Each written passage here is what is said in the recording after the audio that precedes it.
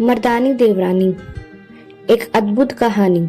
मेरी सासू माँ मुझसे ज्यादा दहेज न लाने के कारण नाराज रहती हैं, पर आज मुझ पे भी प्यार की फुहारें बरसा रही हैं, क्योंकि आज उनके विदेशी बेटे की शादी की बात चल रही थी। माँ जी लड़की वालों को समझाए जा रही थी कि बारातियों का स्वागत अच्छे से होना चाहिए। लड़की वालों के जाते ही माँ जी ने मुझे बुलाया और बोली, अरे बहू, जरा संकेत को लड़की की फोटो भेज दे और बता दे, उसकी बात पक्की कर दी है।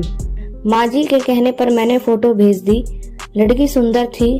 थोड़ी ही देर बाद देवर जी का फोन आया और बोले, भाभी मैं शादी नहीं कर सकता।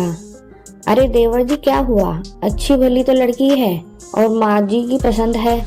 नहीं भाभी, मैं पूजा को पसंद करता हूँ तो मैं उसी से शादी करूँगा।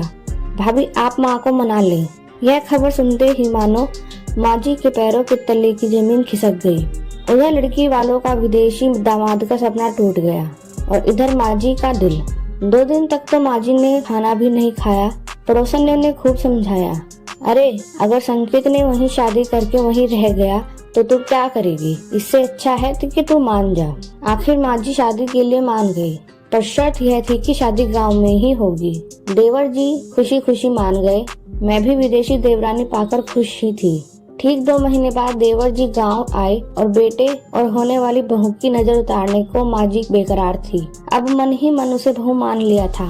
दरवाजे की ओर से मैंने देखा तो देवर जी एक सुंदर लंबे गोरे लड़के के साथ चले आ रहे थे। शायद वह लड़की का भाई था। माँ जी ने लपक कर उनकी नजर उतारी और पूछा, बहू कहाँ है? अरे काजल, जा देख बहू गाड़ी में है क्या, उसे उतार ला। अब क्या शर्माना, अब तो इसी घर में आना है।